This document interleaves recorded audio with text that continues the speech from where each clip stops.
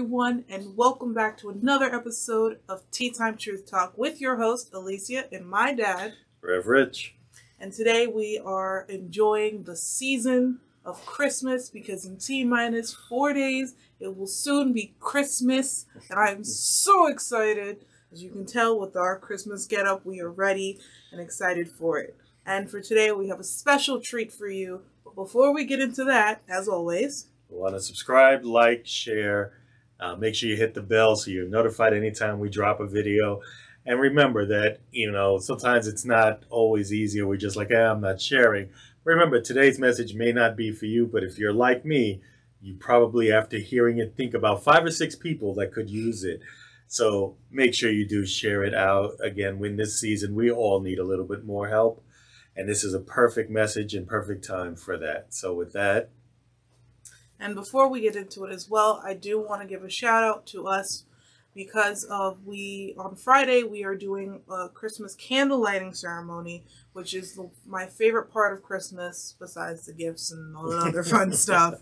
But for all of you guys who are watching that may not know what that is, it's pretty much what most churches do, which is like the traditional churches is celebrating the birth of Jesus. For us, since we're a little more different, we celebrate the birth of Christ within ourselves and things like that. And we will have a candle lighting ceremony representing the 12 powers and things like that. There will be fun songs and meditations and things like that. So I highly recommend to come on for that as well.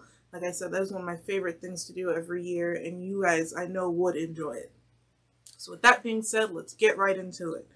So, like I said, today is Christmas themed, so we have a Christmas themed situation, and as a special treat, we're combining 3 topics into one today. So it's going to be a roller coaster of fun. So the situation goes like this. Christmas is a time of love, joy, and happiness, and spending time with family and friends. But the one thing that is a big stress is Christmas gifts. There are 3 big problems. 1, getting the perfect gift. 2, receiving and reacting to a bad gift. And 3, giving someone a gift that is as great as what they would give you. Examples would be mama working hard to get her kids the perfect gifts, receiving a used journal from your grandmother, and best friends trying to get the perfect gift to each other but are afraid they aren't good enough. So the topic today, of course, is the Christmas gift craze. So let's tackle this down. Well, the first thing you want to think about is we could eliminate all gifts. Christmas should be a time of family, friends, sharing love, and all of that. But we all know that's not going to happen. We're all looking for the gifts. But, one of the things I've always said, and I've taught this to you guys, is, using that thoughts, your thoughts count. And when I talk about thoughts, I'm talking about knowing the person you're giving a gift for. Because, again, when we come to gift giving, a lot of people go out and we hear the commercials, we hear the radio, the music, we got to do this, we hear all the songs perpetrating a way we should be acting or seeing. So we think that we have to go out and spend all this money on a gift for someone. And it may make the person happy if they plug into that type of thinking. But is it really true happiness? But there's a difference when you give a gift to someone who truly appreciates the gift. So, for example, you go out with your friends. You happen to be in a mall or a supermarket or anything, and there's a $5.99 bear on the shelf. And that person walks by and, oh my God, I love it. Look how cute it is, whatever, this and that. You walk away from that. Well, in your mind, if you paid attention, you know that how much that person wanted that bear. And for whatever reason, didn't buy it for themselves. So why not buy it for them? So we think about that what is more important than the gift you give, but the time you spend, the knowledge of the person, the love you put into it. I've had weird gifts given to me. I've been given brownies on Christmas. I've been, when my coworkers in my last job, they all knew I liked to enjoy an occasional cigar. And I ended up with almost 20 cigars by the end of Yep. Christmas because it was the easiest thing for them to know you really like cigars, you know. So those are the things that make a gift more memorable because people put thought into who you are, what you like, and not what I want to give you.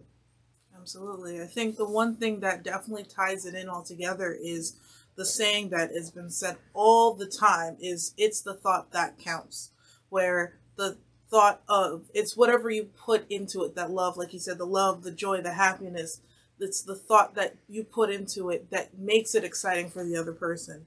And their reaction as well. Like he said, the simple bear, the fact that they were excited about it means that that simple thing is worth more than some expensive, elaborate bear from like Vermont Teddy Bear or Build-A-Bear. Not that they're not great, they're amazing, but it also does depend on the person that you truly know and love. So breaking down this as well, starting with the getting the perfect gift, like I said, it is the thought that counts. It doesn't matter if it's $300 or $30 or $3. The one thing I learned this myself was last Christmas.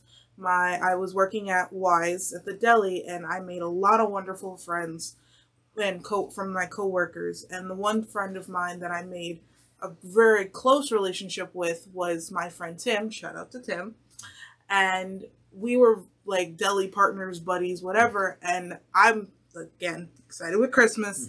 Was like, I'm gonna get you a gift, blah blah blah, spreading the Christmas cheer. And he's like, okay. So we were doing gift exchange, whatever. And a little bit about him, he never had a pet or an animal when he was a child. So as an adult, he so happened to find this kitten who we both love and adore. Like, I love seeing her every chance I get. But of course, if anyone knows about animals and pets, they don't stay cute and small. They do get bigger. So I so happened to be rummaging around through gifts, trying to find the perfect gift, things like that. And I stumbled upon Free Prints, if anyone knows what that is. It's where you can get like 85 printed photos for free and you just pay for shipping. Well, they also had a list of categories where it was canvases. And it so happened that a picture of his cat connected with the thing, and I thought that is the perfect gift. So I bought it immediately. I was excited. Now, waiting to give him the gift, those thoughts were running in my mind where it was like, is this the right gift? I don't know if I should give this to him. Is this manly enough? Like, all those thoughts when I gave it. But when I gave it to him, his face lit up. He was truly excited about it. And it touched his heart. And from his excitement, it touched mine. And at that moment, when you know that you found something for someone and you love it and you put your hard work into it, they're going to love it too. So finding the perfect gift is great, but you'll know it's the perfect gift when you have that emotion of love and happiness and things like that. Tackling it down for number 2, which is being afraid to give each other different gifts. But again, it comes back to the thought because, you know, it doesn't matter. You know, I shared, you know, giving you guys gifts. I try to sit back and think about not what I want for my kids, but what they want. So again, the watch I gave you that Christmas, that Disney watch, you know, I could have, you know, and anybody knows me, I'm a shopaholic. I'm always on Amazon and packages coming in and whatever the case is. But the point was that I saw this and I knew immediately. So in my own heart, first of all, my heart jumped because I was excited. I can't wait till she sees it. And it wasn't about the amount for the watch. It wasn't amount whatever. It was all I could think about was how excited she would be when it got here. And I remember that because it didn't seem like it was getting here in time. But it showed up a couple of days early. You know, she got the watch and I saw the look on her face. You know, my son is 7 years old. It's the same thing. You know, people think, well, I got to go out buy the most expensive toys, yet I can give him something. And he's like, oh my God. And, you know, he's happy with what he got. So the joy and the point of the gift is not about, you know, who can outdo who. And I've seen this, trust me, in my 51 years, I have seen that where people try to outdo each other. Or, I want to buy a gift, and for adults, liquor is always the thing. And I've been given hundreds of bottles, which to me, unless there's a special reason to receive it, it's like, okay, it ends up in a cubby somewhere. Mm-hmm. Half the time I give it back away because I'm not drinking it, Yep. But the point is, you want to take that time because, like I said, it's the things that you can't give away that become the most important. Time, once given away, you can't get it back. The thoughts that you put out there, you can't get back. But when those two things, those energies come together, you begin to see the joy in that person. And once again, it has nothing to do with the physical gift. It could just be, a person taking time to do something. Mm-hmm. An example was when I got ordained this past June. I received cards from different people. One was actually mailed to me. So, of course, I was grateful already, that I saw that I got an email from Mary Laddish. And if she happens to be watching this, thank you for that again. But I received an envelope and I was like, oh, I got a card from Mary Laddish. Open the thing. And first look at the card, it was handmade. She found a picture that reminded her of me. She said that it sounded like something I would have said. She put that on a piece of construction paper and wrote out a message. Now, coming from New York sometimes, and New Yorkers get a bad rap sometimes, but we come from this high bougie type of, it's not a hallmark, it's not whatever. Me, I looked at it as she took the time to find the saying, to find the picture, to print the picture, to cut it out, mm-hmm. to get the construction, to write out a message, put it in an envelope, get a stamp, send it out. All of that is stuff that she can never get back. And that was worth more to me than her going out and spending any kind of money on a Absolutely. Physical gift. We talk about the briefcase I received from Sherry Kim, who gave me that briefcase literally just before ordination. Mm-hmm. And what happened? I carried it to ordination with my Bible and my stall. When I went to do my first wedding, It came with us with all my documents, my wedding script, my thing, and it's still everywhere I go, where anytime I do anything for ministry, that briefcase is with me. Yes. And that's what I'm talking about. So it's not always about the monetary. It is the love and the attention that comes behind that that lets us know how we are loved. And again, at that point, there is no money, no monetary. Mm-hmm. So if you're in a situation, and I'm just putting this out there, we know we've been going through some hard times. COVID keeps coming and going, coming and going. We don't even know where we're at this point. But you're low on money. And your thought is, I can't get gifts. I guarantee you, if you listen and let yourself go and just let go of that ego, let go of that part of your brain that says, I have to do something, and just listen with your heart, guarantee you'll find something, and it could be just as simple as a hug. Oh, yeah, absolutely. Honestly, I was guilty of that this year, because this year, especially, like you said, COVID, in and out. I've lost some friends, gained some friends. This year I actually reconnected with an old friend from high school. Like, we were friends, but we weren't as close as we are now. And I didn't put 2 cents of thought about it. We were talking, chit-chatting, whatever. And of course, holidays were coming in and stuff like that. And it was just a random day. I get a text from him thinking it would be a normal conversation. Is, hey, what do you like? I'm going to get you a Christmas gift. I'm sorry, what?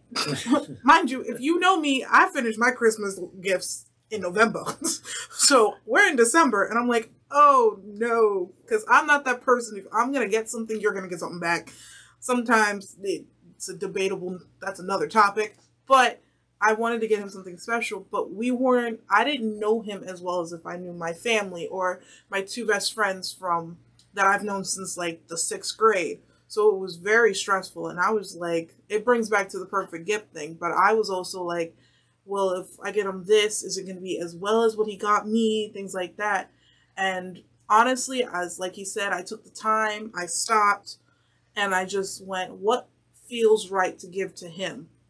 I got him a storage book, a watch, and something else that keeps escaping my brain. But he opened it and he was in love with it. He loved everything that I gave him.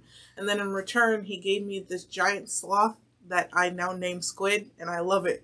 It's a bit like, I love it. And it was funny because we talked about it and he was like, I was in the same boat. I was like, I didn't know if it was going to be good enough or not. And he got mad at me because he didn't want me to get him gifts anyway, but I don't listen to him anyway. But yeah, so honestly, again, it is the thought that counts. Like he said, there's a lot of people that like to one up each other. It's not about that. It's about what you give back and what to give to people to make their happiness. Happiness should be the thing that you want most in receiving. And with that, the last thing I wanted to save last, because this is definitely a big one, is when the opposite of giving is receiving. Mm-hmm. So most of us, when we receive a gift that is great and something we want, we're excited, we're fanatic, we're crazy about it, whatever. But what happens when we get a gift that we don't like? And I'm going to start off us with this one, is just, I'll explain in a story. It'll be better that way.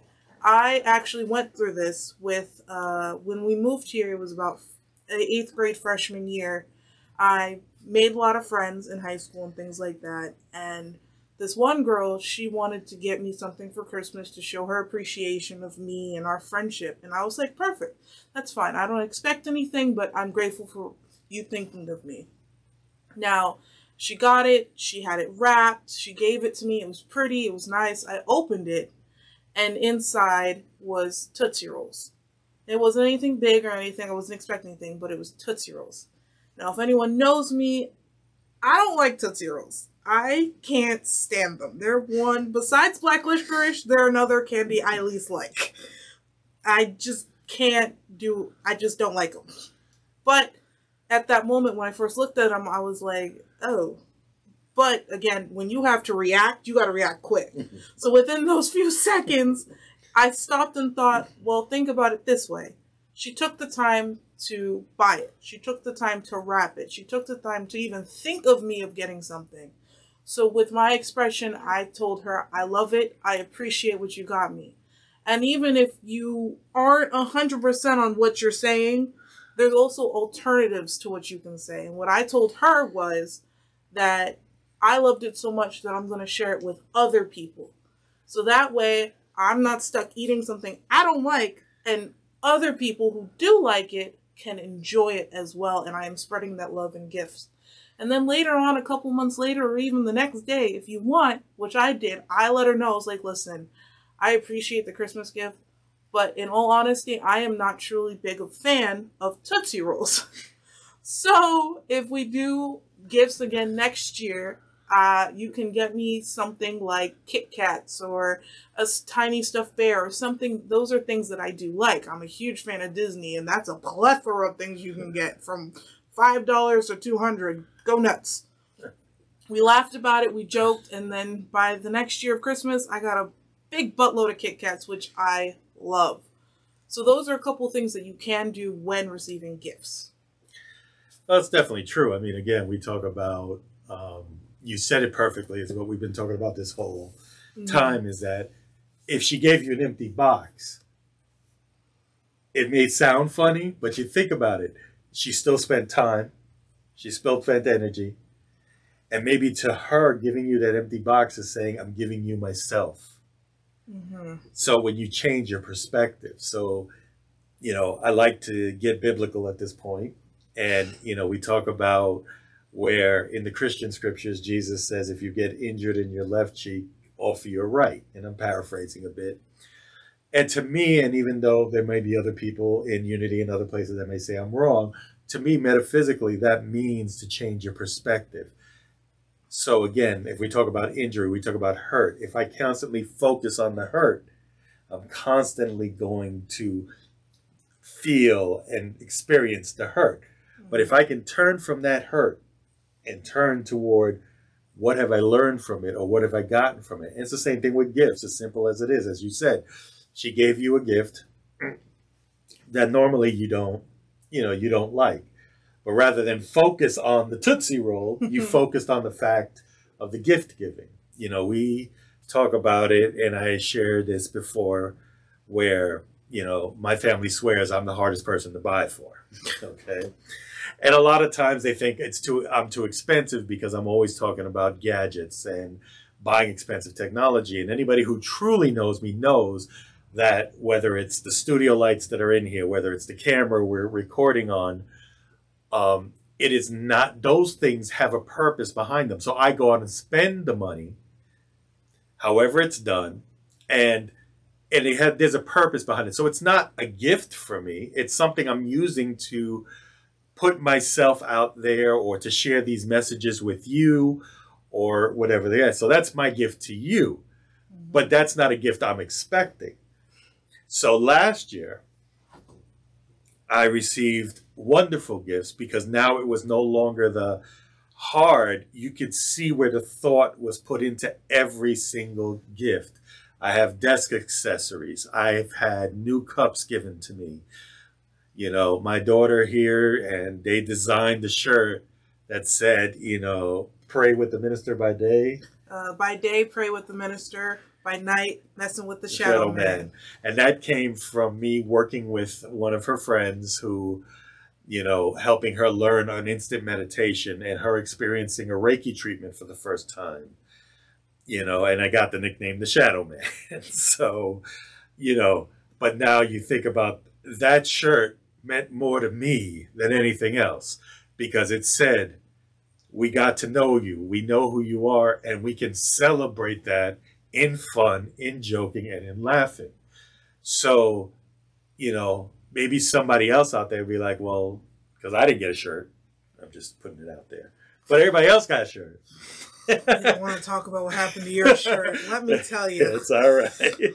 But all jokes aside, the point was, everybody else and I see the shirt being worn every so often. So it brings back the memories, which, again, worth more than any dollar amount can happen.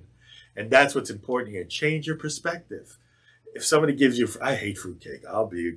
I have tried fruitcake in all fashions, and I have yet to taste one that I like. But it seems to keep coming back on the holidays. Now, does that mean I won't appreciate the person? Especially if the person handmade it, I would definitely appreciate it. But taking my daughter's perspective is, I'll thank her for the fruitcake, let her know that I'm not a fan of fruitcake, but that's okay, because you know what? I can now give that fruitcake to someone who does love it. Mm-hmm. And guess what? I became the conduit between who you don't know and who I know. I'm a big fan, I'm Puerto Rican descent. Holidays mean pasteles for me. And you can look that up to find out what that is. And, and when I get it, it's the greatest thing in the world. And some of my kids don't like them, and some do on occasion. My wife is iffy with it. But for me, if somebody gave it to my daughter or to my wife and they don't like it, they already know it's coming my way. Oh, yeah. What I'm saying? So does that take away from the fact that this person took the time to, and again, pasteles are a lot of work. If, like I said, look it up, you'll see. It's a lot of work to make them, to bake them, to, wrap them and all of that. So being that my daughter, if let's say somebody gave it to her and she didn't want it, gives it to me, she became that conduit. And you can do exactly the same thing without letting that person feel bad, because guess what? Even if you have to regift it, you're gifting it in love. You're gifting it with a purpose of moving forward. I don't know how many times, perfect example, my children this year received some gift cards. And what did they do with the gift cards? We practice giving to kids who have a wish list. So my wife this year said, you know what you're going to do? I want you to participate. It's not always about mom and dad buying to give these kids. We want you to go out and participate. She literally took them shopping with their gift card and said, this is what these kids are wishing for. pick it out. And each kid picked out their gifts, and we were able to bless some children with that. They were not expensive. They were not exuberant. But because of thought count, that we as Unity, as a group, always reach out to help children and help them with their wishes. You know, I do miss at my old job, we also did an angel program. And I wasn't there for the angel program this year. I don't even know if we did it because of COVID. We've been out of office for so long. Mm-hmm. But these are the things that you can do, that even when you may feel that you're not receiving something you want, or that you receive a gift that, you know, normally isn't something you would have. You know, you put an example, and I made this joke when you first brought this topic to me. You know, you received your grandmother's old journal. Now that journal, you had said something about drawings and stuff like that. Somebody my age and somebody who is so much into learning, I look at that journal as, what can I learn from that? What did she write 60, 70 years ago? Mm-hmm. You know what I'm saying? What is that? I have journals in my bookshelf now that I open up, and I wrote them myself, and I'm like, damn, I grew from that. What was it? You know, so imagine. And I don't know what's going to happen between now and then, but I say that myself. If those journals are still around when I've gone and transitioned, you know, which one of my children open it up and go, wait, what's, you know, and find something of value in them. You know, where somebody else might go, I don't want these old things. You know what I'm saying? So that's what's important. It's changing your perspective on the gift, and you will find that what you thought was like, oh boy, is really, wow, holy boy, you know, really, you know, it's excitement. Absolutely. Absolutely, absolutely, absolutely. So with that, we did just put a whole buttload of y'all, so let's sum it up like we always do. Again, if you're trying to find the perfect gift, please remember, it's the thought that counts. If you're thinking about not feeling like it's good enough for somebody, or trying to one-up somebody, please remember, it's the thought that counts. Now, if you're receiving a gift and it's not something you're particularly fond of, again, like I said, you can discuss it with them afterwards and let them know for next year. But please, please, please remember, it is the thought that counts. No matter, even if it's not for just Christmas time, if it's a birthday gift, a Valentine's Day card, heck, an Easter egg, it's literally the thought that counts. And with that, that is the end of this episode. And as always, we love you, and there's nothing you can do about it. And we'll see you next time.